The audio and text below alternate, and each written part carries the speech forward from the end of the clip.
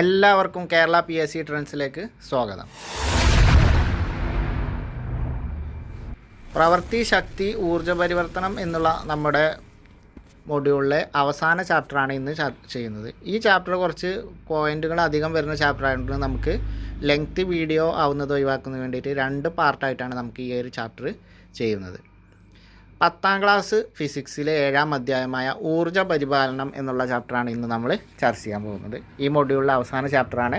അപ്പോൾ ഈ ചാപ്റ്റർ നമ്മൾ 2 പാർട്ടായിട്ടാണ് ചെയ്യുന്നത്. ഊർജ്ജ പരിപാലനം. അപ്പോൾ ഞാൻ എപ്പോഴും പറയുന്ന പോലെ തന്നെയാണ്, എൻ്റെ വീഡിയോ നിങ്ങൾക്ക് ഉപകാരപ്പെട്ടാൽ മാത്രം എൻ്റെ ചാനലൊന്ന് സബ്സ്ക്രൈബ് ചെയ്യുക. നിങ്ങൾക്ക് ഉപകാരപ്പെട്ടതുപോലെ മറ്റുള്ളവർക്കും ഉപകാരപ്പെടുമെന്ന തോന്നലുണ്ടെങ്കിൽ ഷെയർ ചെയ്ത് മറ്റുള്ളവരിലേക്കും എത്തിക്കുക. അപ്പോൾ നമുക്ക് നേരെ നമ്മുടെ ക്ലാസ്സിലേക്ക് പോവാം. ഊർജ്ജ പരിപാലനം 10ാം ക്ലാസ് ഫിസിക്സിലെ 7ാമത്തെ അധ്യായമാണ്.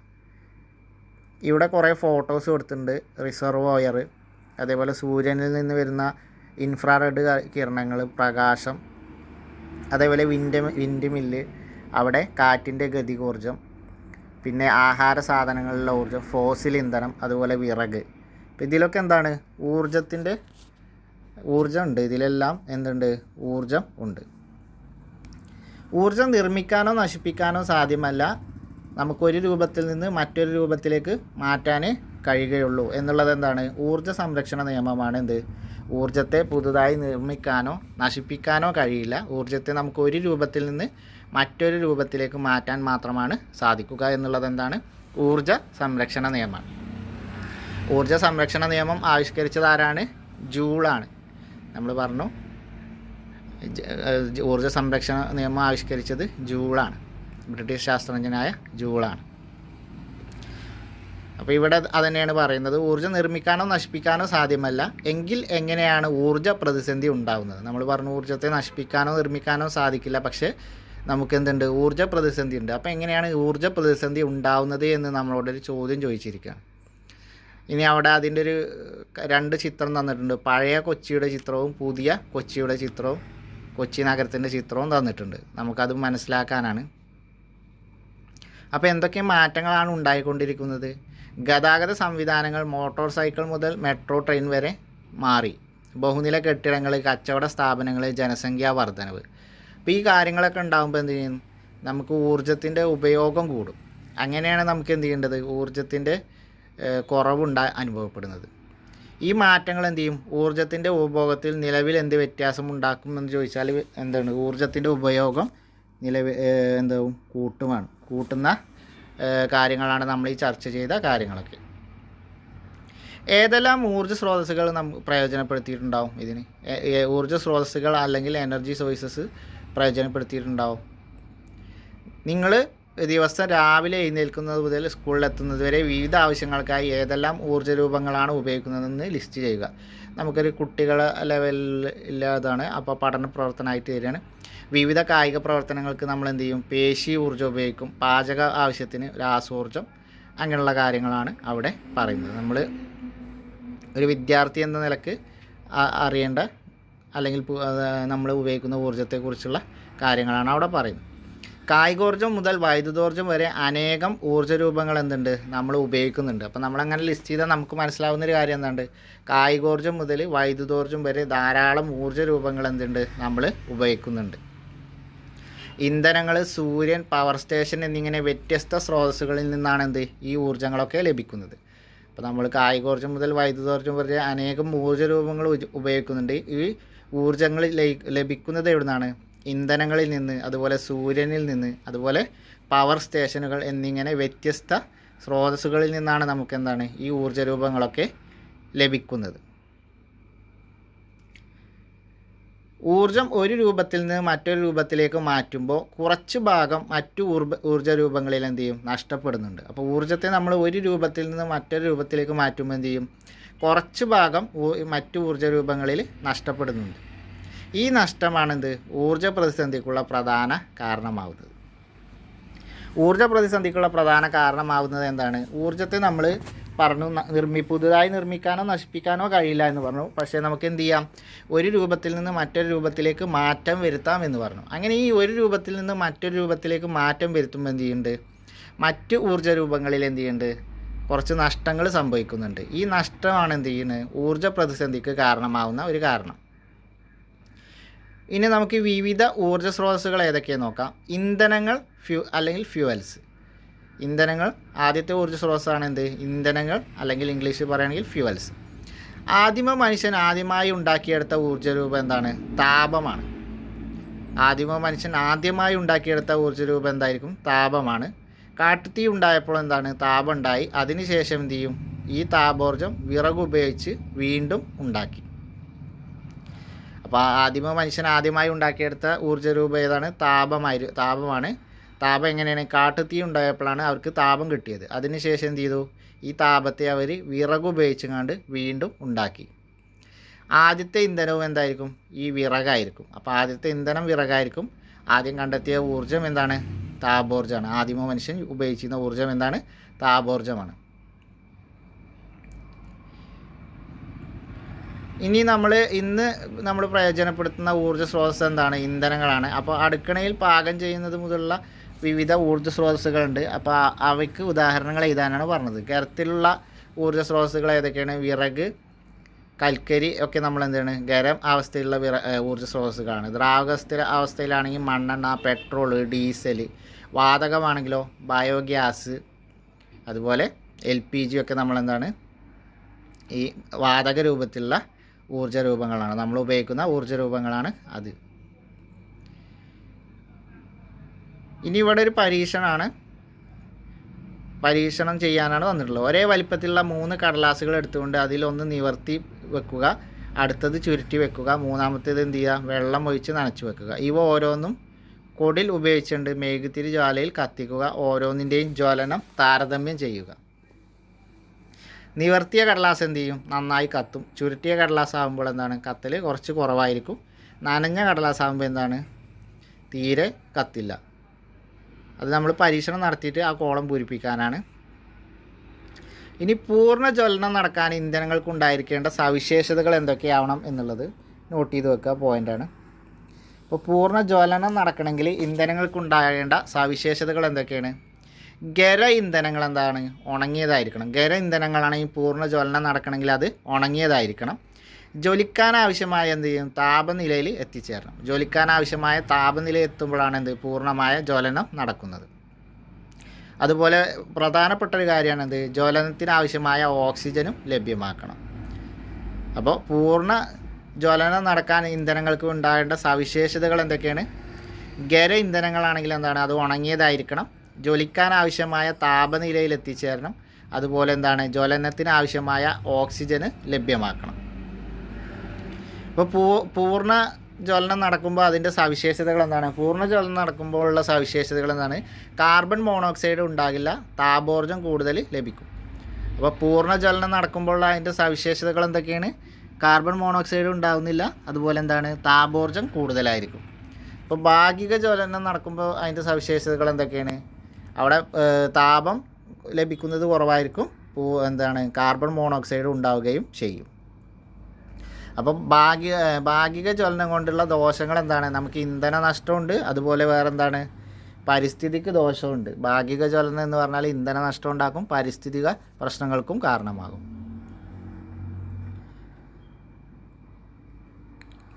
ഇനി ഇന്ധനങ്ങളുടെ ജ്വലനത്തെക്കുറിച്ച് നമുക്കൊന്ന് ഡീറ്റെയിൽഡ് ആയിട്ട് നോക്കാം. ജ്വലനം അല്ലെങ്കിൽ കമ്പ്യൂഷൻ. ഇന്ധനങ്ങൾ ജ്വലിക്കുന്നത് എങ്ങനെയാണ്, ഓക്സിജൻ്റെ സഹായത്തിലാണ്. നമ്മൾ പറഞ്ഞു, ഓക്സിജൻ്റെ സഹായത്തിൽ, ഓക്സിജനുമായി പ്രവർത്തിച്ചുകൊണ്ടാണ് എന്ത്, ഇന്ധനങ്ങൾ ജ്വലിക്കുന്നത്. ഇന്ധനങ്ങൾ പൊതുവേ ഓക്സിജനുമായി തീക്ഷ്ണമായി പ്രതിപ്രവർത്തിച്ച് താപവും പ്രകാശവും അതോടൊപ്പം എന്ത് ചെയ്യുന്നു, കാർബൺ ഡൈ ഓക്സൈഡും നീരാവിയും ഉണ്ടാക്കുന്നതാണിത് പൂർണ്ണ ജ്വലനം. പൂർണ്ണ ജ്വലനം എന്ന് പറഞ്ഞാൽ എന്താണ്, ഇന്ധനങ്ങൾ ഓക്സിജനുമായി തീക്ഷ്ണമായി പ്രതിപ്രവർത്തിച്ച് എന്തൊക്കെ ഉണ്ടാവും, താപം ഉണ്ടാവും, പ്രകാശം ഉണ്ടാവും, അതോടൊപ്പം കാർബൺ ഡൈ ഓക്സൈഡും നീരാവിയും ഉണ്ടാവും. ഇതാണെന്ത്, പൂർണ്ണ ജ്വലനം. അപ്പോൾ പൂർണ്ണ ജ്വലനം നടക്കുന്ന സമയത്ത് എന്തുണ്ടാവും, താപം ഉണ്ടാവും, പ്രകാശം ഉണ്ടാവും, കാർബൺ ഡൈ ഓക്സൈഡും നീരാവിയും ഉണ്ടാവും. അപ്പോൾ ഇതാണ്, ഈ അവസ്ഥയാണ് എന്ത്, പൂർണ്ണ ജ്വലനം. ആവശ്യമായ അളവിൽ എന്ത് ചെയ്യും, ഓക്സിജൻ ലഭിക്കുന്നില്ലെങ്കിൽ ജ്വലനത്തിൻ്റെ തോത് കുറയും. അപ്പോൾ ജ്വലനത്തിന് പ്രധാനപ്പെട്ട വേണ്ട ഒരു കാരണമാണ് എന്ത്, വായു അല്ലെങ്കിൽ ഓക്സിജൻ. ഓക്സിജൻ്റെ അളവ് കുറവായാൽ എന്ത് ചെയ്യും? കൂടുതൽ കാർബൺ മോണോക്സൈഡും കരിയും കുറഞ്ഞ അളവിൽ കാർബൺ ഡൈ ഓക്സൈഡും ഉണ്ടാകും. ഈ ജ്വലനമാണെന്ത്? ഭാഗിക ജ്വലനം. അപ്പോൾ ഈ ഓക്സിജൻ്റെ അളവ് കുറവുള്ളിടത്താണെന്ത്? ഭാഗിക ജ്വലനം സംഭവിക്കുന്നത്. ഭാഗിക ജ്വലനം ഉണ്ടാകുമ്പോൾ എന്ത് ചെയ്യും? കാർബൺ മോണോക്സൈഡ് കൂടിയ അളവിലുണ്ടാവും, കാർബൺ ഡൈ ഓക്സൈഡ് കുറഞ്ഞ അളവിലുണ്ടാവും, അതുപോലെ എന്താണ്? കരിയും ഉണ്ടാവും. കുറഞ്ഞ അളവിൽ കാർബൺ ഡൈ ഓക്സൈഡ്, കൂടിയ അളവിൽ എന്ത് ചെയ്യും? കാർബൺ മോണോക്സൈഡും കരിയും ഉണ്ടാകും. അപ്പോൾ ഇതാണ് ഭാഗിക ജ്വലനം. അതിന് കാരണം എന്താണ്? ഓക്സിജൻ്റെ അളവ് കുറയുന്നതാണ്. ഈ ജ്വലനമാണ് ഭാഗിക ജ്വലനം. ഇനി അന്തരീക്ഷത്തിൽ കലരുന്ന കാർബൺ മോണോക്സൈഡ് ഉണ്ടാക്കുന്ന പ്രശ്നങ്ങളെക്കുറിച്ച് നമ്മൾ നേരത്തെ പറഞ്ഞിട്ടുള്ളതാണ്. വാഹനങ്ങളിൽ നിന്ന് പുറത്തു വരുന്ന പുകയിൽ അടങ്ങിയിട്ടുള്ള ഘടകങ്ങൾ അനുവദിക്കപ്പെട്ട അളവിലും കൂടുതൽ ഉണ്ടോ എന്നറിയാനാണ് എന്ത് നമ്മൾ വാഹന പുക പരിശോധന നടത്തുന്നത്. അപ്പോൾ ഈ ഭാഗിക ജ്വലനം എന്താണ്? അന്തരീക്ഷത്തിന് കേടാണ്, കാർബൺ മോണോക്സൈഡ് പുറത്തു വരും. ഫോസിൽ ഇന്ധനങ്ങൾ എന്താണെന്ന് നോക്കാം. ലക്ഷക്കണക്കിന് വർഷങ്ങൾക്ക് മുമ്പ് മണ്ണിലടിയിൽ പെട്ടുപോയ സസ്യങ്ങളും ജീവികളും വായുവിൻ്റെ അസാന്നിധ്യത്തിൽ ഉന്നത താപനിലയിലും മർദ്ദത്തിലും രൂപാന്തരം പ്രാപിച്ചുണ്ടായതാണ് എന്ത്? ഫോസിൽ ഇന്ധനങ്ങൾ. ഫോസിൽ ഇന്ധനങ്ങൾ എന്ന് പറഞ്ഞാൽ എന്താണ്? ലക്ഷക്കണക്കിന് വർഷങ്ങൾക്ക് മുമ്പ് മണ്ണിൻ്റെ അടിയിൽ പെട്ടുപോയ സസ്യങ്ങൾ അതേപോലെ ജീവികൾ എന്ത് ചെയ്യും? വായുവിൻ്റെ അസാന്നിധ്യത്തിൽ ഉന്നത താപനിലയിലും മർദ്ദത്തിലും രൂപാന്തരം പ്രാപിച്ചുണ്ടായതാണ് എന്ത്? ഫോസിൽ ഇന്ധനങ്ങൾ എന്ന് പറയുന്നത്. ഫോസിൽ ഇന്ധനങ്ങൾക്ക് ഉദാഹരണമാണെന്ത്? കൽക്കരി, പെട്രോളിയം, പ്രകൃതിവാതകങ്ങൾ എന്നിവ എന്താണ്? ഫോസിൽ ഇന്ധനങ്ങൾക്ക് ഉദാഹരണമാണ്. അപ്പോൾ ഫോസിൽ ഇന്ധനങ്ങൾക്ക് ഉദാഹരണമാണെന്ത്? കൽക്കരി, പെട്രോളിയം, പ്രകൃതിവാതകങ്ങൾ എന്നിവ. ഇവ ഉപയോഗിച്ച് തീരുന്നതിനനുസരിച്ച് പുനരുൽപ്പാദിപ്പിക്കപ്പെടുന്നില്ല. അതിനാൽ ഇവയെ പുനഃസ്ഥാപിക്കാൻ കഴിയാത്ത ഊർജ്ജ സ്രോതസ്സുകളെന്ന് പറയും. അപ്പോൾ ഈ നമ്മളെ പെട്രോള് അതേപോലെ നമ്മുടെ പ്രകൃതിവാതകങ്ങൾ, കൽക്കരിയൊക്കെ എന്താണ്? ഉപയോഗിക്കുന്നതിനനുസരിച്ച് തീർന്നുകൊണ്ടിരിക്കും. അതുകൊണ്ട് ഇവയെ നമ്മൾ എന്ത് പറയും?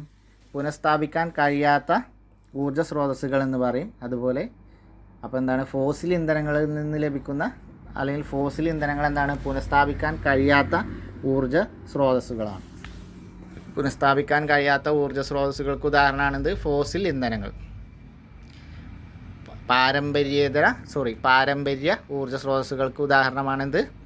ഫോസിൽ ഇന്ധനങ്ങൾ. പാരമ്പര്യ ഊർജ്ജ സ്രോതസ്സുകൾ അല്ലെങ്കിൽ പുനഃസ്ഥാപിക്കാൻ കഴിയാത്ത ഊർജ്ജ സ്രോതസ്സുകൾ എന്നൊക്കെ പറഞ്ഞാൽ അതിൻ്റെ ഉദാഹരണമാണ് ഫോസിൽ ഇന്ധനങ്ങൾ. ഫോസിൽ ഇന്ധനങ്ങൾക്ക് ഉദാഹരണം ഏതൊക്കെയാണ്?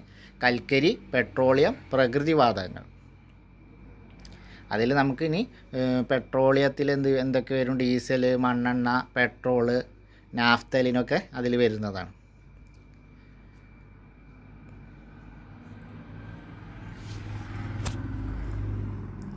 ഫോസിൽ ഇന്ധനങ്ങൾ, ഇതിനെക്കുറിച്ചാണ് നമ്മളിപ്പോൾ പറഞ്ഞത്. Fossil fuels. അപ്പോൾ നേരത്തെ നമ്മൾ ഇന്ധനങ്ങൾ പറഞ്ഞു, ഇനി ഫോസിൽ ഇന്ധനങ്ങൾ അല്ലെങ്കിൽ ഫോസിൽ ഫ്യൂവൽസ്. ഇന്ന് നമ്മൾ വാഹനങ്ങളായിക്കോട്ടെ, വ്യവസായശാലകളായിക്കോട്ടെ, ഇവയിലൊക്കെ ഉപയോഗിക്കുന്നത് എന്താണ്? ഈ ഫോസിൽ ഇന്ധനങ്ങളാണ്. ഇനി നമുക്ക് ഇവിടെ ഒരു കോളം തന്നിട്ടുണ്ട്. കൽക്കരി, അത് താഴെ തന്നിരിക്കുന്നത് ഇന്ധനങ്ങൾ ഏതേത് സ്രോതസ്സുകളിൽ ഉൾപ്പെട്ടതാണെന്ന് പട്ടികപ്പെടുത്താനാണ്. കൽക്കരിയിൽ ഏതൊക്കെയുണ്ട്? കൽക്കരിയിൽ കോക്ക് തന്നിട്ടുണ്ട്. ബാക്കി ഏതാണ്? കോൾ ഗ്യാസ്, കോൾട്ടാർ, അമോണിയ എന്നിവയൊക്കെ എന്താണ്? കൽക്കരിയുടെ സ്രോതസ്സുകളിൽ പെട്ടതാണ്. ഇനി പെട്രോളിയത്തിലാണെങ്കിലോ, പെട്രോള്, മണ്ണെണ്ണ, ഡീസൽ, നാഫ്തലിനൊക്കെ എന്താണ്? പെട്രോളിയത്തിൽ വരുന്നതാണ്. പ്രകൃതിവാതകമാണെങ്കിൽ LNG, LPG, അതുപോലെ എന്താണ്? CNG, LNG, LPG എന്നിവയാണ് എന്ത്? പ്രകൃതിവാതകത്തിൽ ഉൾപ്പെടുന്ന ഊർജ്ജ സ്രോതസ്സുകൾ. അപ്പോൾ കൽക്കരിയിൽ ഏതൊക്കെയാണ്? Coal gas, coal tar, ammonia, coke എന്നിവയൊക്കെ എന്താണ്? കൽക്കരിയിലെ ഊർജ്ജ സ്രോതസ്സുകളാണ്. പെട്രോളിയത്തിലാകുമ്പോൾ പെട്രോള്, മണ്ണെണ്ണ, ഡീസൽ, അതുപോലെ നാഫ്തലിന് ഒക്കെ പെട്രോളിയത്തിൽ വരുന്നതാണ്. പ്രകൃതിവാതകമാണെങ്കിൽ LNG, LPG, CNG എന്നിവയൊക്കെ എന്താണ്? പ്രകൃതിവാതകത്തിൽ വരുന്ന ഊർജ്ജ സ്രോതസ്സുകളാണ്. ഇനി ഫോസിൽ ഇന്ധനങ്ങളിൽ ആദ്യത്തേതായ കൽക്കരിയെക്കുറിച്ച് നോക്കാം. കൽക്കരി അല്ലെങ്കിൽ കോള്, ഇംഗ്ലീഷിൽ കോൾ എന്ന് പറയും, മലയാളത്തിൽ കൽക്കരി. ഭൂമിയിൽ നിന്ന് ലഭിക്കുന്ന ഫോസിൽ ഇന്ധനങ്ങളിൽ ഏറ്റവും കൂടുതലുള്ളത് ഏതാണ്? കൽക്കരിയാണ്. കൽക്കരിയിലെ പ്രധാന ഘടകം എന്താണ്? കാർബൺ ആണ്. അടങ്ങിയിട്ടുള്ള കാർബണിൻ്റെ അടിസ്ഥാനത്തിൽ കൽക്കരിയെ നമുക്ക് വിവിധ തരങ്ങളിലാക്കി വിവിധ വിഭാഗങ്ങളായിട്ട് നമുക്ക് തരംതിരിക്കാവുന്നതാണ്. ഭൂമിയിൽ നിന്ന് ലഭിക്കുന്ന ഫോസിൽ ഇന്ധനങ്ങളിൽ ഏറ്റവും കൂടുതലുള്ളത് ഏതാണ്? കൽക്കരിയാണ്. കൽക്കരിയിൽ മുഖ്യ ഘടകം ഏതാണ്? കാർബണാണ്. ഈ കൽക്കരിയിൽ അടങ്ങിയിരിക്കുന്ന കാർബണിൻ്റെ അടിസ്ഥാനത്തിൽ നമുക്ക് കൽക്കരിയെ വിവിധ വിഭാഗങ്ങളായിട്ട് തരംതിരിക്കാം. അത് ഏതൊക്കെയാണ്? Peat, lignite, bituminous, coal, anthracite എന്നിങ്ങനെയൊക്കെ നമുക്ക് ഇത് 4ആയിട്ട് തരംതിരിക്കാം. അപ്പോൾ അടങ്ങിയിരിക്കുന്ന കാർബണിൻ്റെ അടിസ്ഥാനത്തിൽ കൽക്കരിയെ നമുക്ക് ഏതൊക്കെ നാല് വിഭാഗങ്ങളായിട്ട് തരംതിരിക്കാം. ആ വിഭാഗങ്ങൾ ഏതൊക്കെയാണ്?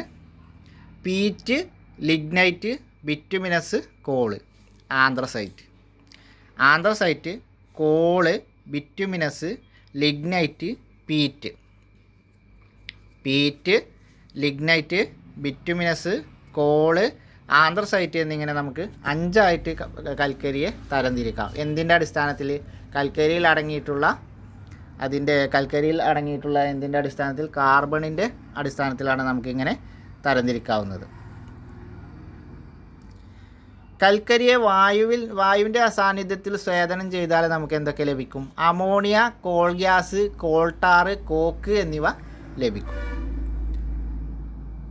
അപ്പോൾ കൽക്കരിയുടെ മറ്റൊരു പ്രത്യേകത എന്നാൽ കൽക്കരിയെ നമ്മൾ വായുവിൻ്റെ അസാന്നിധ്യത്തിൽ സ്വേദനം അല്ലെങ്കിൽ ഡിസ്റ്റിലേഷൻ ചെയ്യുകയാണെങ്കിൽ നമുക്ക് എന്തൊക്കെ ലഭിക്കും?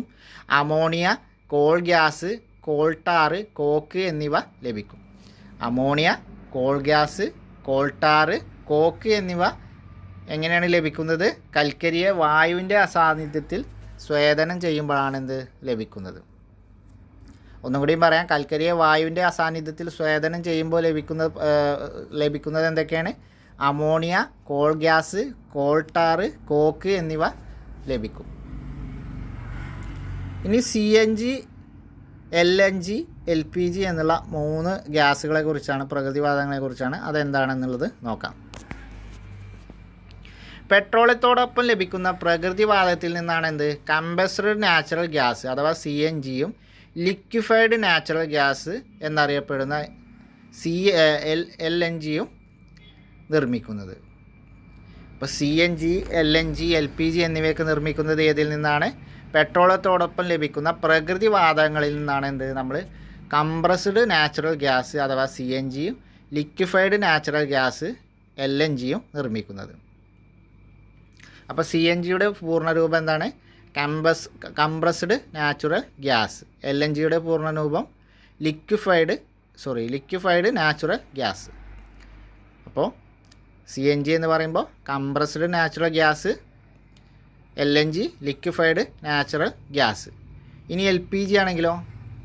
Liquefied petroleum gas. LPG എന്ന് പറയുമ്പോൾ അതിൻ്റെ പൂർണ്ണരൂപം ലിക്വിഫൈഡ് പെട്രോളിയം ഗ്യാസ്. ഇപ്പോൾ പെട്രോളിയത്തോടെ നമുക്ക് ലഭിക്കുന്ന പ്രകൃതിവാതകത്തിൽ നിന്നാണ് CNGയും LNGയും LPGയും ഒക്കെ നിർമ്മിക്കുന്നത്. ഇവയിലെ പ്രധാന ഘടകം ഏതാണ്? മീഥെയ്നാണ്. LNGയിലെയും CNGയിലെയും പ്രധാന ഘടകം ഏതാണ്? മീഥെയ്നാണ്. ഇവ എന്ത് ചെയ്യുന്നുണ്ട്? വാഹനങ്ങളിലും വ്യവസായശാലകളിലും തെർമൽ പവർ സ്റ്റേഷനുകളിലൊക്കെ ഇന്ധനമായിട്ട് ഉപയോഗിക്കാറുണ്ട്.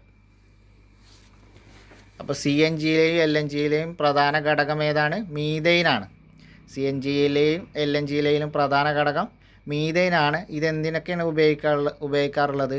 വാഹനങ്ങളിൽ, അതുപോലെ വ്യവസായശാലകളിലും, അതേപോലെ തെർമൽ പവർ സ്റ്റേഷനുകളിലൊക്കെ ഇന്ധനമായിട്ട് ഉപയോഗിക്കുന്നത് എന്താണ്? മീഥെയ്ൻ അല്ലെങ്കിൽ CNG, LNG എന്നിവയാണ്.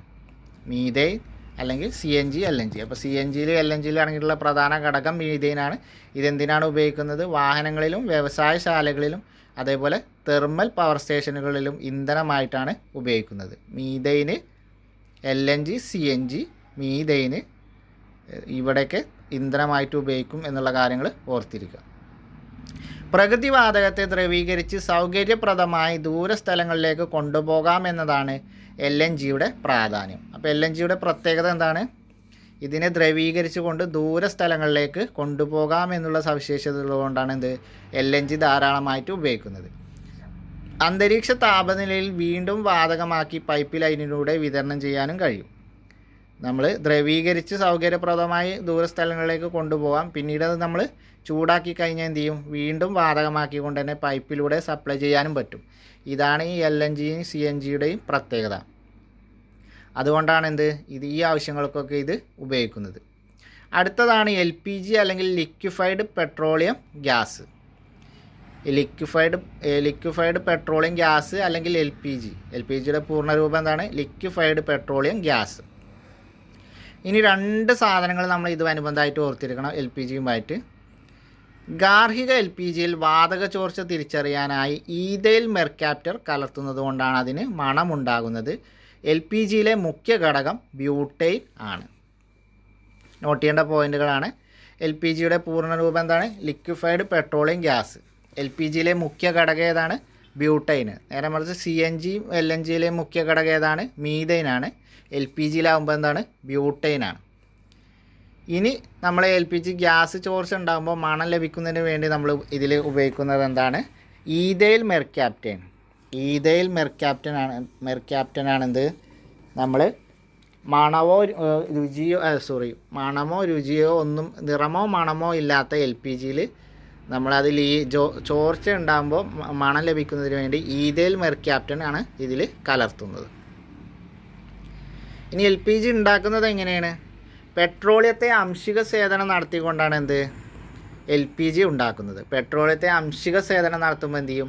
നിറമോ മണമോ ഇല്ലാത്തൊരു വാതകം ലഭിക്കും. ഈ വാതകമാണ് LPG. അപ്പോൾ ഈ വാതകം നമുക്ക് ചോർന്നാൽ അറിയുന്നതിന് വേണ്ടി, അല്ലെങ്കിൽ വാതക ചോർച്ച മനസ്സിലാക്കുന്നതിന് വേണ്ടി, മണം ലഭിക്കാൻ വേണ്ടിയിട്ടാണ് ഈ ഈഥൈൽ മെർക്യാപ്റ്റന് ഇതിൽ ചേർക്കുന്നത്. അപ്പോൾ LPGക്ക് മണം നൽകുന്നതിന് വേണ്ടി ചേർക്കുന്ന വസ്തു ഏതാണ്? ഈഥൈൽ മെർക്യാപ്റ്റനാണ് അതിൽ മണം നൽകുന്നതിന് വേണ്ടി ചേർക്കുന്ന വസ്തു. ഇനി LPGയിലെ മുഖ്യ ഘടകം ഏതാണ്? ബ്യൂട്ടൈനാണ്. അപ്പോൾ ഇത്രയും കാര്യങ്ങൾ കിട്ടിയെന്ന് വിചാരിക്കുന്നു. LPG, അതേപോലെ CNG, അതേപോലെ LNG. അതിൽ LNGയിലും CNGയിലും അടങ്ങിയിരിക്കുന്ന പ്രധാന ഘടകം മീഥൈനാണ്. എന്നാൽ LPGയിൽ ബ്യൂട്ടൈനാണ്. പിന്നെ LPGയുമായി ബന്ധപ്പെട്ട് ഈഥൈൽ മെർക്യാപ്റ്റൻ എന്നുള്ള ആ പോയിൻ്റും കൂടി ഓർത്തിരിക്കുക. പിന്നെ അംശിക സേചനം, പെട്രോളിയത്തെ അംശിക സേചനം ചെയ്യുമ്പോഴാണ് ഈ LPG ലഭിക്കുന്നത്. ഈ LPGയുടെ സുരക്ഷയാണ്. അപ്പോൾ ഇവിടെ നമ്മളെ LPG സിലിണ്ടറുമായി കുറച്ച് എഴുത്തുകളൊക്കെ ഉണ്ടാവും. അത് എന്താണെന്നുള്ളത്, അക്ഷരക്കോഡ് എന്താണ് എന്നുള്ളത് ആണ് ഈ പാരഗ്രാഫിൽ പറയുന്നത്. നമുക്ക് ജസ്റ്റ് മനസ്സിലാക്കാനാണ്. നമ്മുടെ വീട്ടാവശ്യങ്ങൾക്ക് ലഭിക്കുന്ന പാചകവാത സിലിണ്ടറുകളുടെ കാലാവധി എന്താണ് അതിൽ രേഖപ്പെടുത്തിയിട്ടുണ്ടാവും. നമുക്കറിയാം A24, B25, C23 അങ്ങനെയൊക്കെ നമുക്ക് ഓരോ കോഡ് കാണാം. അപ്പോൾ അതിൽ ഈ 24, 23 ഇങ്ങനെയുള്ള കോഡുകൾ എന്താണ്? അത് ആ വർഷത്തെ കാണിക്കുന്ന കോഡുകളാണ്. ഇപ്പോൾ നമ്മൾ ഒരു ഗ്യാസ് സിലിണ്ടറിനുള്ള ഒരു കോഡ് ഉണ്ടാവും, A24, B23 അങ്ങനെയൊക്കെ ആണെങ്കിൽ അതിൽ ആ നമ്പർ എന്താണ്? ആ വർഷത്തെ ഏത് വർഷം വരെ അത് എക്സ്പയർ ഉണ്ട് എന്നുള്ളത് കാണിക്കുന്നതിനാണ് ആ നമ്പർ ഉപയോഗിക്കുന്നത്. ഇനി അതിൽ A മുതൽ ABCD വരെ 4 അക്ഷരങ്ങളാണ് ഉപയോഗിക്കുന്നത്. ഈ 4 അക്ഷരങ്ങൾ ഓരോ മാസ കാലാവധിയാണ് കാണിക്കുന്നത്. അതിൽ A എന്നുള്ള അക്ഷരം എന്താണ്? ജനുവരി മുതൽ മാർച്ച് വരെ. അപ്പോൾ മൊത്തം 4 അക്ഷരങ്ങളുണ്ടാവും. അപ്പോൾ ഈ ഓരോ അക്ഷരങ്ങൾ എന്താണ്? ഓരോ 3 മാസത്തെയാണ് സൂചിപ്പിക്കുന്നത്. അതിലിപ്പോൾ A എന്നുള്ള അക്ഷരം എന്താണ്? ജനുവരി മുതൽ മാർച്ച് വരെയാണ്. B എന്നുള്ള അക്ഷരമാണെങ്കിലോ ഏപ്രിൽ മുതൽ ജൂൺ വരെയാണ്. C ആണെങ്കിലോ ജൂലൈ മുതൽ സെപ്റ്റംബർ വരെയും. D ആണെങ്കിൽ ഒക്ടോബർ മുതൽ ഡിസംബർ വരെയും. ഇങ്ങനെയാണ് അതിൻ്റെ മാസത്തിൻ്റെ കണക്ക് വരുന്നത്. അപ്പോൾ ഉദാഹരണം പറയുകയാണെങ്കിൽ ഇപ്പോൾ A24 എന്ന് പറഞ്ഞാൽ ജനുവരി മുതൽ മാർച്ച് വരെ, 2024 ജനുവരി മുതൽ മാർച്ച് വരെയാണ് അതിൻ്റെ കാലാവധി അല്ലെങ്കിൽ എക്സ്പയറി എന്ന് കണക്കാക്കാം. അതിൻ്റെ കാലാവധി തീരുന്നത് 2024 ജനുവരി മുതൽ മാർച്ച് വരെയാണ് എന്നാണ് നമ്മൾ A24 എന്ന് കാണുമ്പോൾ മനസ്സിലാക്കേണ്ടത്. ഇനി B24 എന്നാണെങ്കിലോ അതിൻ്റെ കാലാവധി ഏപ്രിൽ മുതൽ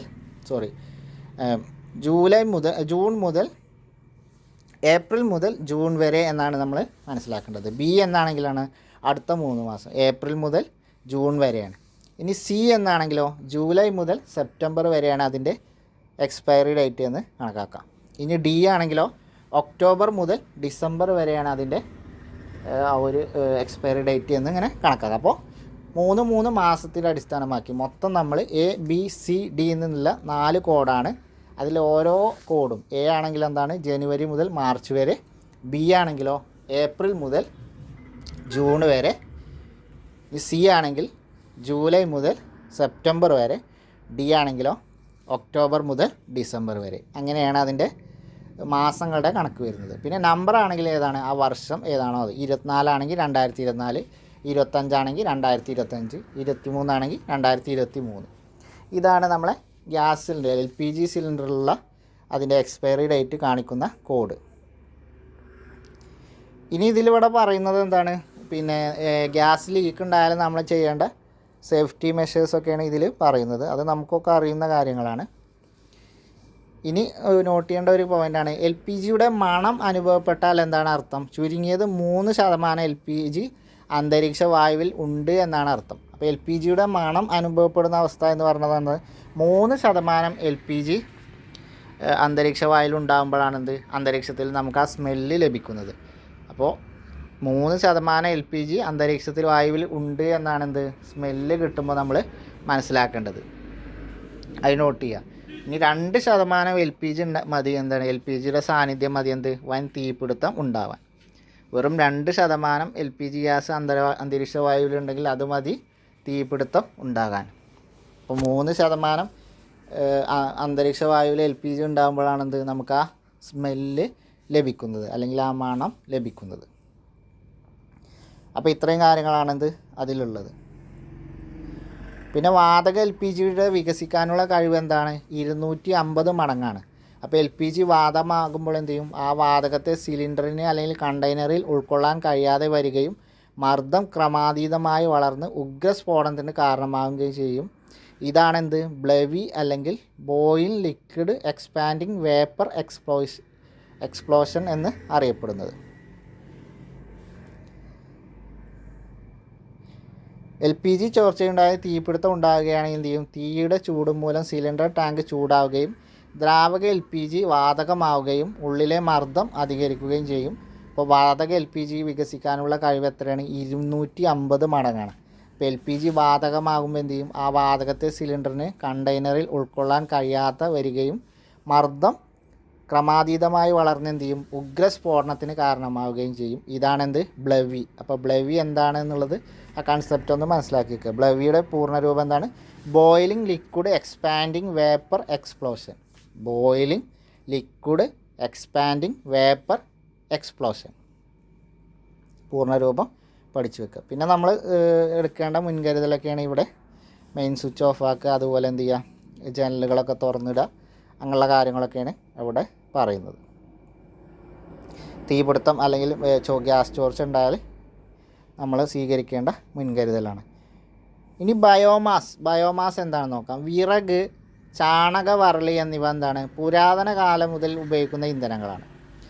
ഇത്തരം ഇന്ധനങ്ങളെ സസ്യങ്ങളിൽ നിന്നും ജന്തുക്കളിൽ നിന്നും ലഭിക്കുന്നവയായതിനാൽ ഇവയെ ജൈവാവശിഷ്ടങ്ങൾ അഥവാ ബയോമാസ് എന്ന് പറയും. അപ്പോൾ ജൈവാവശിഷ്ടങ്ങൾ അല്ലെങ്കിൽ ബയോമാസ് എന്ന് പറഞ്ഞാൽ എന്താണ്, സസ്യങ്ങളിൽ നിന്നും ജന്തുക്കളിൽ നിന്നും ലഭിക്കുന്ന ഇന്ധനങ്ങളെയാണ് നമ്മൾ ജൈവാവശിഷ്ടങ്ങൾ അല്ലെങ്കിൽ ബയോമാസ് എന്ന് പറയുന്നത്. ഉദാഹരണം പറയുകയാണെങ്കിൽ വിറക്, അതുപോലെ ചാണക, വറളി, വിറക് എന്നിവയൊക്കെ എന്താണ് ബയോമാസ് അല്ലെങ്കിൽ ജൈവാവശിഷ്ടങ്ങൾക്ക് ഉദാഹരണമാണ്. ഇനി ബയോഗ്യാസ് എന്താണ്, ഈ ബയോമാസ് ഉപയോഗപ്പെടുത്തിക്കൊണ്ടാണ് നമ്മൾ ബയോഗ്യാസ് ഉണ്ടാക്കുന്നത്. ജൈവാവശിഷ്ടങ്ങൾ ബയോഗ്യാസ് പ്ലാന്റിൽ നിക്ഷേപിച്ചാൽ ഓക്സിജൻ്റെ അഭാവത്തിൽ ബാക്ടീരിയകളുടെ പ്രവർത്തന ഫലമായി ബയോഗ്യാസ് ഉണ്ടാകുന്നു. ഇതിലെ പ്രധാന ഘടകം മീഥെയ്നും കാർബൺ ഡൈ ഓക്സൈഡുമാണ്. അപ്പോൾ ബയോഗ്യാസിലെ പ്രധാന ഘടകങ്ങൾ ഏതൊക്കെയാണ്, മീഥെയ്നും കാർബൺ ഡൈ ഓക്സൈഡുമാണ്. ബയോഗ്യാസിലെ പ്രധാന ഘടകങ്ങൾ ഏതൊക്കെയാണ്, മീഥെയ്നും കാർബൺ ഡൈ ഓക്സൈഡാണ്. LPGയിലെ പാചകവാതകത്തിലെ പ്രധാന ഘടകം ഏതാണ്, ബ്യൂട്ടൈനാണ്. CNG LNGയിലെ പ്രധാന ഘടകം ഏതാണ്, മീഥെയ്നാണ്. അപ്പോൾ ബയോഗ്യാസിലെ പ്രധാന ഘടകം മീഥെയ്നും കാർബൺ ഡൈ ഓക്സൈഡാണ്. ബയോഗ്യാസിലെ പ്രധാന ഘടകം. ബയോഗ്യാസ് ഉണ്ടാക്കുന്നത് എങ്ങനെ? നമ്മൾ പറഞ്ഞ ബയോമാസ് അല്ലെങ്കിൽ ജൈവാവശിഷ്ടങ്ങൾ ബയോഗ്യാസ് പ്ലാന്റിൽ നിക്ഷേപിക്കുമ്പോൾ എന്താണ്, ഓക്സിജൻ ഇല്ലാത്ത അവസ്ഥയിൽ എന്ത് ചെയ്യും, ഓക്സിജൻ്റെ അഭാവത്തിൽ ബാക്ടീരിയകളുടെ പ്രവർത്തന ഫലമായിട്ടാണ് എന്ത് ബയോഗ്യാസ് ഉണ്ടാകുന്നത്. അപ്പോൾ ഓക്സിജൻ്റെ അഭാവത്തിൽ ബാക്ടീരിയയുടെ ഫലമായിട്ട് ജൈവാവശിഷ്ടങ്ങൾ വിഘടിപ്പിച്ചുകൊണ്ടാണ് എന്ത് ബയോഗ്യാസ് ഉണ്ടാകുന്നത്.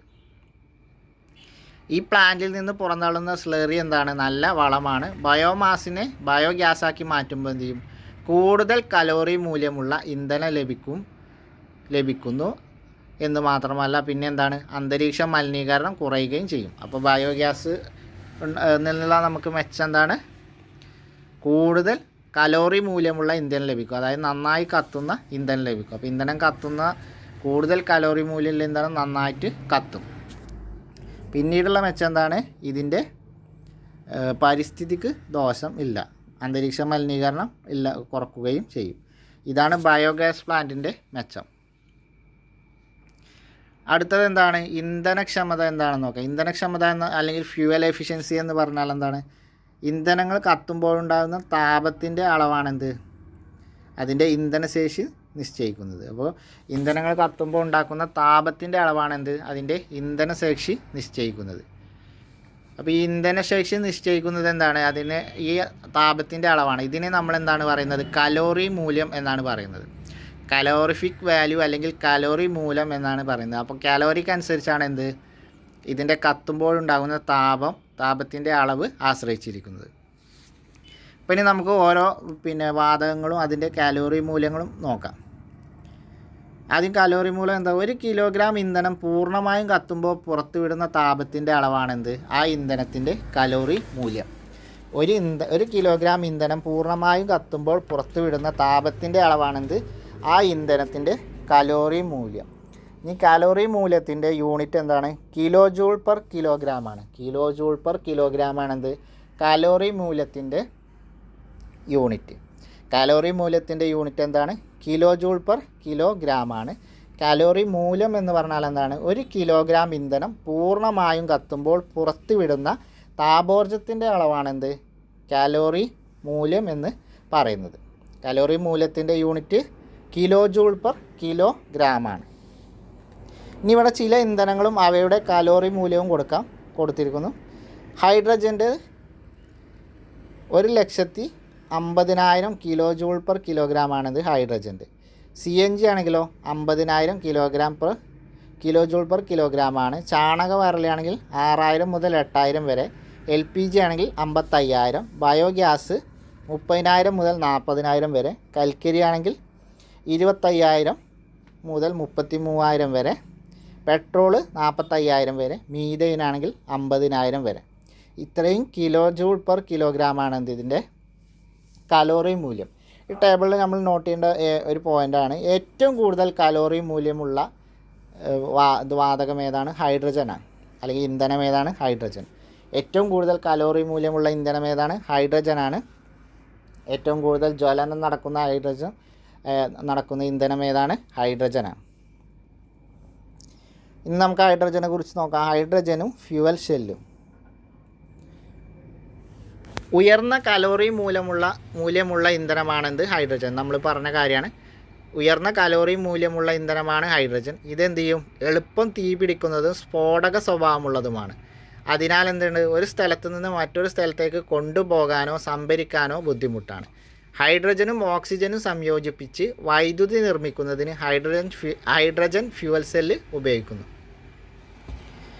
അപ്പോൾ ഉയർന്ന കലോറി മൂല്യമുള്ള ഇന്ധനമാണ് എന്ത്, ഹൈഡ്രജൻ എന്ന് പറയുന്നത്. അപ്പോൾ അതുകൊണ്ടാണ് ഇത് എളുപ്പം തീ പിടിക്കും. അതുപോലെ എന്താണ്, ഹൈഡ്രജൻ്റെ മറ്റൊരു പ്രത്യേകത എന്ന് പറഞ്ഞാൽ സ്ഫോടക സ്വഭാവമുള്ളതാണ്. അപ്പോൾ ഈ സ്ഫോടക സ്വഭാവമുള്ളത് കൊണ്ട് തന്നെ ഇതിനെ ഒരിടത്തു നിന്ന് മറ്റൊരു സ്ഥലത്തേക്ക് കൊണ്ടുപോകാൻ അല്ലെങ്കിൽ എവിടെയെങ്കിലും സംഭരിച്ച് വെക്കാനൊക്കെ എന്താണ്, ബുദ്ധിമുട്ടാണ്. കാരണം അത് ഭയങ്കര ഡേഞ്ചറുള്ള കാര്യമാണ്.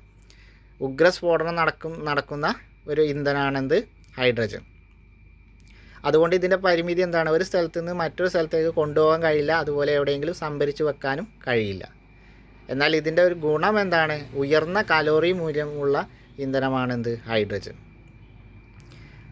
അപ്പം ഹൈഡ്രജനും ഓക്സിജനും സംയോജിപ്പിച്ച് നമ്മൾ വൈദ്യുതി നിർമ്മിക്കുന്നതിന് എന്ത് ചെയ്യും, ഹൈഡ്രജൻ ഫ്യൂവൽ സെല്ല് ഉപയോഗിക്കും. അപ്പോൾ ഹൈഡ്രജൻ ഫ്യൂവൽ സെല്ല് എന്താണ്, ഹൈഡ്രജനും ഓക്സിജനും സംയോജിപ്പിച്ച് വൈദ്യുതി നിർമ്മിക്കുന്നതിന് ഉപയോഗിക്കുന്നതാണ് എന്ത്? Hydrogen fuel cell. അപ്പോൾ ഹൈഡ്രജൻ ഫ്യൂവൽ സെല്ല് എന്തിനാണ് ഉപയോഗിക്കുന്നത്? വൈദ്യുതി നിർമ്മിക്കാനാണ്. എങ്ങനെ? ഹൈഡ്രജനും ഓക്സിജനും സംയോജിപ്പിച്ച് വൈദ്യുതി നിർമ്മിക്കാനാണ് ഹൈഡ്രജൻ ഫ്യൂവൽ സെല്ല് ഉപയോഗിക്കുന്നത്. ഈ ഹൈഡ്രജൻ ഫ്യൂവൽ സെല്ല് ഇന്ധനമായി ഉപയോഗിക്കുന്ന സന്ദർഭങ്ങൾ ഏതാണെന്നുള്ളത് നമ്മളോട് കണ്ടെത്തി എഴുതാനാണ് പറഞ്ഞത്. ഇനി ഒരു നല്ല ഇന്ധനത്തിനുണ്ടാകുന്ന ഗുണങ്ങൾ എന്തൊക്കെയാണ്? ഒരു നല്ല ഇന്ധനത്തിന് ഉണ്ടായിരിക്കേണ്ട ഗുണങ്ങൾ ഏതൊക്കെയാണ്? എളുപ്പത്തിൽ ലഭ്യമാകണം. എളുപ്പം ലഭ്യമാകണം. ഇന്ധനം എന്ന് പറഞ്ഞാൽ എന്താണ്? എളുപ്പത്തിൽ ലഭ്യമാകണം. ചിലവ് കുറവായിരിക്കണം. എളുപ്പത്തിൽ ലഭ്യമാകണം, ചിലവ് കുറവായിരിക്കണം. അതുപോലെ എന്താണ്? ഉയർന്ന കലോറി മൂല്യം ഉണ്ടായിരിക്കണം. ഉയർന്ന കലോറി മൂല്യം ഉണ്ടായിരിക്കണം. കത്തുമ്പോൾ അന്തരീക്ഷ മലിനീകരണം കുറവായിരിക്കണം. സംഭരിച്ചു വെക്കാൻ പര്യാപ്തമായിരിക്കണം. ദ്രവ ഇന്ധനങ്ങൾ സാധാരണ താപനിലയിൽ എളുപ്പം ബാഷ്പീകരിക്കരുത്. അപ്പോൾ ഒരു നല്ല ഇന്ധനത്തിനുണ്ടായിരിക്കേണ്ട ഗുണങ്ങൾ ഏതൊക്കെയാണ്? എളുപ്പം ലഭ്യമാകണം, അതുപോലെ ചിലവും കുറവായിരിക്കണം, ഉയർന്ന കലോറി മൂല്യം ഉണ്ടായിരിക്കണം. ഉയർന്ന കലോറി മൂലമുള്ള ഇന്ധനങ്ങളാണെന്ത്? കൂടുതൽ കത്തുക. പിന്നെ കത്തുമ്പോൾ എന്താണ്? അന്തരീക്ഷത്തിൽ മലിനീകരണം കുറവായിരിക്കും. കത്തുമ്പോൾ അന്തരീക്ഷ മലിനീകരണം ഉണ്ടാകാൻ പാടില്ല. സംഭരിച്ചു വെക്കാൻ പര്യാപ്തമായിരിക്കണം. നമ്മളിപ്പോൾ ഹൈഡ്രജൻ്റെ കാര്യം പറഞ്ഞു. ഹൈഡ്രജൻ സംഭരിച്ചു വെക്കാൻ കഴിയില്ല. അപ്പോൾ സംഭരിച്ചു വെക്കാൻ പര്യാപ്തമായ ഇന്ധനവും ആയിരിക്കണം. പിന്നെ ദ്രവ ഇന്ധനങ്ങളാണെങ്കിലോ സാധാരണ താപനിലയിൽ എളുപ്പം ബാഷ്പീകരിക്കരുത്. ദ്രവ ഇന്ധനങ്ങൾ സാധാരണ താപനിലയിൽ എന്ത് ചെയ്യരുത്? പെട്ടെന്ന് ബാഷ്പീകരിക്കരുത്. ഊർജ്ജ രൂപങ്ങളിൽ പ്രധാനപ്പെട്ടതാണ് എന്ത്? വൈദ്യുതോർജ്ജം. ഊർജ്ജ രൂപങ്ങളിൽ പ്രധാനപ്പെട്ട ഒരു രൂപം ഏതാണ്? വൈദ്യുതോർജ്ജമാണ്. ഏറ്റവും എളുപ്പത്തിൽ വിവിധ രൂപങ്ങളിലേക്ക് മാറ്റാവുന്ന ഒരു ഊർജ്ജമാണെന്ത്? വൈദ്യുതോർജ്ജം. അപ്പോൾ വൈദ്യുതോർജ്ജത്തിൻ്റെ പ്രത്യേകത എന്താണ്? നമുക്ക് ഏറ്റവും എളുപ്പത്തിൽ വിവിധ രൂപങ്ങളിലേക്ക് മാറ്റാൻ കഴിയുന്ന ഒരു ഊർജ്ജമാണെന്ത്? വൈദ്യുതോർജ്ജം. ഊർജ്ജ രൂപങ്ങളിലെ പ്രധാനപ്പെട്ട ഊർജ്ജമാണെന്ത്? വൈദ്യുതോർജ്ജം. ഇതിൻ്റെ പ്രത്യേകത എന്താണ്? ഏറ്റവും എളുപ്പത്തിൽ നമുക്ക് വിവിധ രൂപങ്ങളിലേക്ക് മാറ്റാൻ കഴിയും. ഇനി നമ്മളോട് ചോദ്യം ചോദിച്ചിരിക്കുകയാണ്, ജനറേറ്ററുകൾ പ്രവർത്തിക്കാൻ ഊർജ്ജം എവിടെ നിന്നെല്ലാം ലഭിക്കുന്നു? വിതരണത്തിന് വേണ്ടി വൻതോതിൽ വൈദ്യുതി ഉൽപ്പാദിപ്പിക്കുന്ന കേന്ദ്രങ്ങളാണല്ലോ പവർ സ്റ്റേഷനുകൾ. അപ്പോൾ പവർ ജനറേറ്റർ പ്രവർത്തിക്കുന്നതിനാവശ്യമായ യാന്ത്രികോർജ്ജം വ്യത്യസ്ത രീതികളിലാണ് ലഭിക്കുന്നത്. ഇങ്ങനെ നൽകുന്ന ഊർജ്ജ സ്രോതസ്സുകളുടെ അടിസ്ഥാനത്തിൽ പവർ സ്റ്റേഷനുകളെ വർഗീകരിക്കാം. ഒഴുകുന്ന ജലത്തിൽ നിന്ന് ഊർജ്ജം ലഭിക്കുന്ന പവർ സ്റ്റേഷനുകളെ എന്ത് വിളിക്കാം? ഹൈഡ്രോ ഇലക്ട്രിക് പവർ സ്റ്റേഷനുകൾ എന്ന് വിളിക്കാം. അതുപോലെ അതപ്പോൾ അതിൻ്റെ ഉദാഹരണമാണ് നമ്മൾ പറയുന്നത്. ഇനി ഹൈഡ്രോ ഇലക്ട്രിക് പവർ സ്റ്റേഷനും തെർമൽ പവർ സ്റ്റേഷനും എന്താണ് എന്നുള്ളതാണ് നോക്കാൻ പോകുന്നത്. ആദ്യം ഹൈഡ്രോ ഇലക്ട്രിക് പവർ സ്റ്റേഷൻ്റെ ഒരു ദൃശ്യമാണ് ഇവിടെ കാണുന്നത്. ഹൈഡ്രോ ഇലക്ട്രിക് പവർ സ്റ്റേഷൻ്റെ ദൃശ്യം എന്താണ്? ഡാമുകളിൽ വെള്ളം സംഭരിച്ച് അതിൽ നിന്നാണ് എന്ത്? ആ വെള്ളം ഉപയോഗിച്ച് കൊണ്ടാണ് എന്ത്? വൈദ്യുതി ഉണ്ടാക്കുന്നത്. അതെങ്ങനെയെന്നുള്ളത് നോക്കാം. ഹൈഡ്രോ ഇലക്ട്രിക് പവർ സ്റ്റേഷനുകളിൽ സംഭവിക്കുന്ന ഊർജ്ജ പരിവർത്തനം എന്താണ് എന്നുള്ളതും അവിടെ എന്താണ് സംഭവിക്കുന്നത് എന്നുള്ളതും നോക്കാം. പ്രധാനപ്പെട്ട പോയിൻ്റാണ്. ഹൈഡ്രോ ഇലക്ട്രിക് പവർ സ്റ്റേഷൻ്റെ പ്രവർത്തനം എങ്ങനെയാണ്? ഉയരത്തിൽ കെട്ടി നിർത്തിയ ജലം പെൻസ്റ്റോക്ക് പൈപ്പ് വഴി താഴേക്ക് ഒഴുക്കി ടർബൈൻ കറക്കിയാണ് വൈദ്യുതി ഉൽപ്പാദിപ്പിക്കുന്നത്. അപ്പോൾ ഉയരത്തിൽ കെട്ടി നിർത്തിയ ജലം എന്ത് ചെയ്യും? പെൻസ്റ്റോക്ക് പൈപ്പ് വഴി താഴേക്ക് ഒഴുക്കിങ്ങാണ്ട് ടർബൈൻ കറക്കിയാണ് എന്ത്? ഇതിൻ്റെ വൈദ്യുതി ഉൽപ്പാദനം നടക്കുന്നത്. ഇനി ഈ ഹൈഡ്രോ ഇലക്ട്രിക് പവർ സ്റ്റേഷനുകൾക്ക് ഉദാഹരണം ഏതാണ് കേരളത്തിലുള്ളത്? പള്ളിവാസൽ, മൂലമറ്റം ഇവയൊക്കെ എന്താണ്? ഹൈഡ്രോ ഇലക്ട്രിക് പവർ സ്റ്റേഷനുകൾക്ക് ഉദാഹരണമാണ്. പള്ളിവാസൽ നമ്മളിപ്പോൾ ഇടുക്കി അണക്കെട്ട് എന്ന് പറയുമല്ലോ, അത് ശരിക്കും പള്ളിവാസലാണ്. അപ്പോൾ പള്ളിവാസലും മൂലമറ്റമൊക്കെ എന്താണ്? പള്ളിവാസലും മൂലമറ്റമൊക്കെ എന്താണ്? ഹൈഡ്രോ ഇലക്ട്രിക് പവർ സ്റ്റേഷനുകൾക്ക് ഉദാഹരണമാണ്. ഹൈഡ്രോ ഇലക്ട്രിക് പവർ സ്റ്റേഷനുകൾ എന്ന് പറഞ്ഞാൽ എന്താണ്? നമ്മൾ ഉയരത്തിൽ കെട്ടി നിർത്തിയ ജലം എന്ത് ചെയ്യും? പെൻസ്റ്റോക്ക് പൈപ്പ് വഴി താഴേക്ക് ഒഴുക്കി ടർബൈൻ കറക്കി വൈദ്യുതി ഉൽപ്പാദിപ്പിക്കും. ഇതാണ് എന്ത്? Hydro electrical power station. ഉദാഹരണങ്ങൾ പള്ളിവാസൽ, മൂലമറ്റം. ഇനി ഇവിടെ നടക്കുന്ന ഊർജ്ജ പരിവർത്തനം എന്താണ്? പ്രധാനപ്പെട്ടതാണ് സ്ഥിതികോർജ്ജം ഗതികോർജ്ജമാകും. സ്ഥിതികോർജ്ജം എന്ന് പറയുമ്പോൾ നമ്മൾ ഉയരത്തിൽ കെട്ടി നിർത്തിയ വെള്ളത്തിൽ എന്താണ്? സ്ഥിതികോർജ്ജമാണുള്ളത്. അത് പിന്നെ നമ്മൾ പെൻസ്റ്റോക്ക് പൈപ്പിലൂടെ ഒഴുക്കിക്കൊണ്ടുവരുമ്പോൾ അതെന്താവും? ഗതികോർജ്ജമായി മാറും. നമ്മൾ ഗതികോർജ്ജം പഠിച്ചതാണ്. അതിൻ്റെ സ്ഥാനം മൂലം കിട്ടുന്ന ഊർജ്ജമാണെന്ത്? സ്ഥിതികോർജ്ജം. അപ്പോൾ നമ്മൾ ആ വെള്ളം അവിടെ ഇങ്ങനെ നിൽക്കുമ്പോൾ എന്താണ്? സ്ഥിതികോർജ്ജം ഉണ്ടാവും. ആ സ്ഥിതികോർജ്ജം നമ്മൾ എന്ത് ചെയ്യും? ആ വെള്ളം നമ്മൾ പൈപ്പിലൂടെ ഒഴുക്കുമ്പോൾ എന്ത് ചെയ്യും? സ്ഥാനമാറ്റം മൂലം അല്ലെങ്കിൽ ചലനം മൂലം ലഭിക്കുന്ന ഊർജ്ജമാണെന്ത്? ഗതികോർജ്ജം. അപ്പോൾ നമ്മൾ ആ സ്ഥിതികോർജ്ജം കെട്ടി നിൽക്കുന്ന ആ വെള്ളം പെൻസ്റ്റോക്ക് പൈപ്പിലൂടെ താഴേക്ക് കൊണ്ടുവരുമ്പോൾ എന്ത് ചെയ്യും, അവിടെ ഗതികോർജ്ജം ഉണ്ടാകും. കാരണം അവിടെ ചലനം നടക്കുന്നുണ്ട്. ഈ ഗതികോർജ്ജം എന്താവും, ഈ ഗതികോർജ്ജം നമ്മൾ ടർബണേറ്റർ കറക്കുമ്പോൾ യാന്ത്രികോർജ്ജമാവും. അങ്ങനെ ടർബണേറ്റർ കറങ്ങി അത് ജനറേറ്റർ വൈദ്യുതി ഉൽപ്പാദിപ്പിക്കുമ്പോൾ എന്താവും, യാന്ത്രികോർജ്ജം വൈദ്യുതോർജ്ജമായിട്ട് മാറും. അപ്പോൾ ഹൈഡ്രോ ഇലക്ട്രിക്കൽ പവർ സ്റ്റേഷനിൽ നടക്കുന്നത് എന്താണ്, സ്ഥിതികോർജ്ജം ഗതികോർജ്ജമാവും, ഗതികോർജ്ജം യാന്ത്രികോർജ്ജമാവും, യാന്ത്രികോർജ്ജം വൈദ്യുതോർജ്ജമായി മാറും. ഇപ്പോൾ ടർബൈൻ കറക്കിങ്ങാണ്ടാണ് വൈദ്യുതി ഉൽപ്പാദിപ്പിക്കുന്നത്, പൈപ്പിലൂടെ വെള്ളം താഴേക്ക് ശക്തിയിൽ വീഴ്ചുകൊണ്ട്. അടുത്തതാണ് thermal power station. Thermal power സ്റ്റേഷനിൽ നടക്കുന്നത് എന്താണ്, കൽക്കരി, നാഫ്ത, ലിഗ്നൈറ്റ് എന്നീ ഇന്ധനങ്ങളൊക്കെ കത്തിച്ച് ജലത്തെ എന്ത് ചെയ്യും, ഉന്നത മർദ്ദത്തിലും താപനിലയിലുമുള്ള നീരാവിയാക്കി മാറ്റും. അപ്പോൾ കൽക്കരി, നാഫ്ത, ലിഗ്നൈറ്റ് എന്നീ ഇന്ധനങ്ങൾ കത്തിച്ച് ജലത്തെ എന്ത് ചെയ്യും, ഉന്നത മർദ്ദത്തിലും താപനിലയിലുമുള്ള നീരാവിയാക്കി മാറ്റും. ഈ നീരാവിയുടെ ശക്തി ഉപയോഗിച്ച് എന്ത് ചെയ്യും, ടർബൈൻ കറക്കിയങ്ങാണ്ട് വൈദ്യുതി ഉൽപ്പാദിപ്പിക്കും.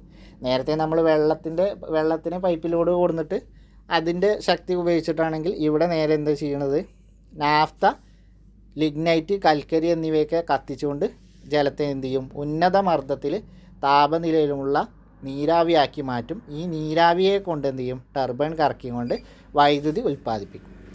ഇനി തെർമൽ പവർ സ്റ്റേഷനുകൾക്ക് ഉദാഹരണമാണ് നെയ്വേലിയും കായംകുളവും. നെയ്വേലി, കായംകുളം എന്നിവ എന്താണ്, തെർമൽ പവർ സ്റ്റേഷനുകൾക്ക് ഉദാഹരണമാണ്. ഇനി തെർമൽ പവർ സ്റ്റേഷനിൽ നടക്കുന്ന ഊർജ്ജമാറ്റം അല്ലെങ്കിൽ ഊർജ്ജ പരിവർത്തനം എന്താണ്, രാസോർജ്ജം താപോർജ്ജമാവും, താപോർജ്ജം യാന്ത്രികോർജ്ജമാവും, യാന്ത്രികോർജ്ജം വൈദ്യുതോർജ്ജമാവും. രാസോർജ്ജം എങ്ങനെയാവും, രാസോർജ്ജം എന്ന് പറയുമ്പോൾ കൽക്കരി, നാഫ്തലിന്, ലിഗ്നൈറ്റൊക്കെ കത്തിക്കും. കൽക്കരി, നാഫ്തലിന്, ലിഗ്നൈറ്റൊക്കെ എന്താണ്, രാസപദാർത്ഥങ്ങളാണ്. അത് കത്തിക്കുമ്പോൾ രാസോർജ്ജം ഉണ്ടാവും. ആ രാസോർജ്ജം എന്താവും, പിന്നെ നീരാവി ആകുമ്പോൾ അത് താപോർജ്ജമാവും. ഈ താപോർജ്ജം, ഈ നീരാവി എന്താവും, ടർബൈന് കറക്കും. അപ്പോൾ അതെന്താവും, യാന്ത്രികോർജ്ജമാവും. ആ യാന്ത്രികോർജ്ജം പിന്നീട് എന്താവും, വൈദ്യുതി ഊർജ്ജമായി മാറും. അപ്പോൾ ഊർജ്ജ പരിവർത്തനം എങ്ങനെയാണ്, തെർമൽ പവർ സ്റ്റേഷനിൽ രാസോർജ്ജം താപോർജ്ജമാവും, താപോർജ്ജം യാന്ത്രികോർജ്ജമാവും, യാന്ത്രികോർജ്ജം വൈദ്യുതോർജ്ജം ആകും. തെർമൽ പവർ സ്റ്റേഷനുകൾക്ക് ഉദാഹരണം നെയ്വേലി, കായംകുളം. ഇനി തെർമൽ പവർ സ്റ്റേഷനിൽ ഉപയോഗിക്കുന്ന രാസവസ്തുക്കൾ അല്ലെങ്കിൽ ഏതൊക്കെയാണ്, കൽക്കരി, നാഫ്ത, ലിഗ്നൈറ്റ് എന്നിവയാണ് ഇന്ധനങ്ങൾ അല്ലെങ്കിൽ രാസവസ്തുക്കൾ. ഏതാണ്, കൽക്കരി, നാഫ്ത, ലിഗ്നൈറ്റ്. അപ്പോൾ ഈ കൽക്കരി, നാഫ്ത, ലിഗ്നൈറ്റ് എന്നിവ ഉപയോഗിച്ച് എന്ത് ചെയ്യും, ഈ ഇന്ധനങ്ങൾ കത്തിച്ചിട്ട് ജലത്തിന് എന്ത് ചെയ്യും, ഉന്നതമായ മർദ്ദത്തിലും താപനിലയിലുമുള്ള നീരാവികളാക്കി മാറ്റിയിട്ട് നീരാവിയുടെ ശക്തി ഉപയോഗിച്ച് ടർബൈന് കറക്കും. അങ്ങനെയാണ് അവിടെ എന്ത് ചെയ്യുന്നത്, വൈദ്യുതി ഉൽപ്പാദിപ്പിക്കുന്നത്. ആ ഒരു കൺസെപ്റ്റ് കിട്ടിയെന്ന് വിചാരിക്കുന്നു. ഹൈഡ്രോ ഇലക്ട്രിക് പവർ സ്റ്റേഷനും തെർമൽ പവർ സ്റ്റേഷനുകളും, ഈ രണ്ട് കൺസെപ്റ്റും കിട്ടിയെന്ന് വിചാരിക്കുന്നു.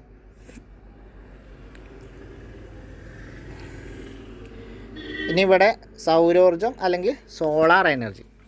ഇവിടെ നമ്മൾ പവർ സ്റ്റേഷൻ കണ്ടു. ഹൈഡ്രോ ഇലക്ട്രിക് പവർ സ്റ്റേഷനുകൾ ഏതാണ്, മൂലമറ്റം, കുറ്റ്യാടി, പള്ളിവാസൽ. തെർമലാണെങ്കിൽ നെയ്വേലി, കായംകുളം, രാമകുണ്ടം എന്നിവയൊക്കെ എന്താണ്, തെർമൽ പവർ സ്റ്റേഷനുകൾക്ക് ഉദാഹരണമാണ്. ഇപ്പോൾ ഊർജ്ജമാറ്റം നമുക്കറിയാലോ.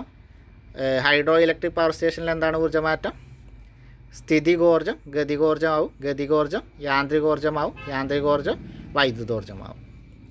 ഇനി തെർമൽ പവർ സ്റ്റേഷനിലാണ് രാസോർജ്ജം താപോർജ്ജമാവും, താപോർജ്ജം യാന്ത്രികോർജ്ജമാവും, യാന്ത്രികോർജ്ജം വൈദ്യുതോർജ്ജമായി മാറും. നമ്മളിപ്പോൾ പഠിച്ച അതേ കാര്യങ്ങൾ ഇവിടെ കോളത്തിൽ എഴുതാൻ തന്നിരിക്കുകയാണ്. അടുത്തത് സൗരോർജ്ജം അല്ലെങ്കിൽ സോളാർ എനർജി എന്നുള്ള കാര്യമാണ്. സൂര്യനിൽ നിന്ന് എന്ത് ചെയ്യാം, നമുക്ക് വ്യത്യസ്ത ഊർജ്ജ രൂപങ്ങൾ ലഭിക്കുന്നുണ്ട്. സൗരോർജ്ജത്തെ നമുക്ക് എന്ത് ചെയ്യാം, പരമാവധി ഉപയോഗപ്പെടുത്താൻ കഴിയുന്ന ഒരു ഊർജ്ജമാണ് എന്ത്, സൗരോർജ്ജം. ഇനി എന്തൊക്കെയാണ് നമ്മൾ സൗരോർജ്ജത്തിൽ നിന്നുള്ള പ്രവർത്തിക്കുന്ന ഉപകരണങ്ങൾ, അതിന് ഉദാഹരണം ഏതൊക്കെയാണ്, solar cooker, solar water heater, അങ്ങനെ സോളാറിൻ്റെ ഒരുപാട് സംഗതികളുണ്ട്. അടുത്ത പോയിൻ്റാണ് സൗരോർജ്ജത്തിൽ നിന്നുള്ള വൈദ്യുതോർജ്ജം. സൂര്യനിൽ നിന്ന് വരുന്ന സൂര്യപ്രകാശം അല്ലെങ്കിൽ പ്രകാശോർജ്ജത്തെ എന്ത് ചെയ്യാം, നമുക്ക് വൈദ്യുതോർജ്ജമാക്കി മാറ്റുന്ന ഒരു ഉപകരണമാണ് എന്ത്, സോളാർ സെല്ല്. സൗരോർജ്ജത്തിൽ നിന്ന് എങ്ങനെയാണ് നമ്മൾ വൈദ്യുതോർജ്ജം ഉണ്ടാക്കുന്നത് എന്ന് നോക്കാം. അതിനുവേണ്ടി ഉപയോഗിക്കുന്ന ഉപകരണം ഏതാണ്, സോളാർ സെല്ല്. സൂര്യനിൽ നിന്ന് വരുന്ന എന്ത് ചെയ്യും പ്രകാശോർജ്ജത്തെ നമുക്ക് വൈദ്യുതോർജ്ജമാക്കി മാറ്റുന്ന ഒരു ഉപകരണമാണ് എന്ത് സോളാർ സെല്ല്. സൂര്യനിൽ നിന്ന് വരുന്ന പ്രകാശോർജ്ജത്തെ അല്ലെങ്കിൽ പ്രകാശോർജ്ജത്തെ വൈദ്യുതോർജ്ജമാക്കി മാറ്റുന്ന ഉപകരണം ഏതാണ്? സോളാർ സെല്ലാണ്. സോളാർ സെല്ല് എന്ന് പറഞ്ഞാൽ എന്താണ്? ഒരു PN സന്ധി ഡയോഡാണ്. PN സന്ധി ഡയോഡാണ് എന്ത് സോളാർ സെല്ല്. അപ്പോൾ നമുക്ക് ചോദ്യം പ്രതീക്ഷിക്കാം, താഴെ തന്നിരിക്കുന്നതിൽ PN സന്ധി ഡയോഡിന് ഉദാഹരണം ഏതാണ് ചോദിച്ചാൽ ഓപ്ഷനിൽ സോളാർ സെല്ല് ഉണ്ടെങ്കിൽ അതാണ് നമ്മൾ കൊടുക്കേണ്ടത്. സിലിക്കൺ കൊണ്ട് നിർമ്മിച്ച ഇതിൻ്റെ N ഭാഗത്ത് സൂര്യപ്രകാശം പതിക്കുമ്പോൾ എന്ത് ചെയ്യും? P ഭാഗത്തുണ്ടാകുന്ന നേരിയ ഇലക്ട്രോൺ പ്രവാഹമാണ് എന്ത് വൈദ്യുത പ്രവാഹത്തിന് കാരണം. അപ്പോൾ ഒരു PN സന്ധി ഡയോഡാണ് എന്ത് സോളാർ സെല്ല് എന്ന് പറഞ്ഞു. അപ്പോൾ എന്ത് ചെയ്യും? സിലിക്കൺ കൊണ്ടാണ് എന്ത് PN സന്ധി ഡയോഡായ സോളാർ സെല്ല് നിർമ്മിച്ചിരിക്കുന്നത് സിലിക്കൺ കൊണ്ടാണ്. അപ്പോൾ ഇതിൻ്റെ N ഭാഗത്ത് എന്ത് ചെയ്യും? സൂര്യപ്രകാശം തട്ടുമ്പോൾ P ഭാഗത്തുണ്ടാകുന്ന നേരിയ ഇലക്ട്രോൺ പ്രവാഹമാണെന്ത് വൈദ്യുത പ്രവാഹത്തിന് കാരണമാകുന്നത്. ഈ പ്രതിഭാസമാണെന്ത് ഫോട്ടോ വോൾട്ടായിക് പ്രഭാവം. ഈ പ്രതിഭാസത്തെയാണ് നമ്മൾ എന്ത് പറയുന്നത്? ഫോട്ടോ വോൾട്ടായിക് പ്രഭാവം എന്ന് പറയുന്നത്.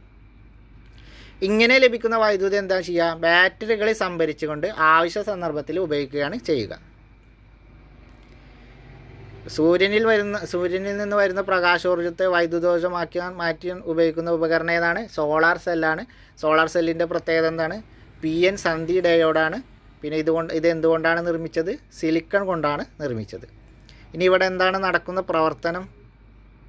സൂര്യപ്രകാശം P ഭാഗത്ത് പതിക്കുമ്പോൾ എന്ത് ചെയ്യും? നേരിയ ഇലക്ട്രോൺ പ്രവാഹം ഉണ്ടാകും. അതാണെന്ത് ഈ ഇലക്ട്രോൺ പ്രവാഹമാണ് നമ്മൾ വൈദ്യുതി ഉണ്ടാകാനുള്ള കാരണം.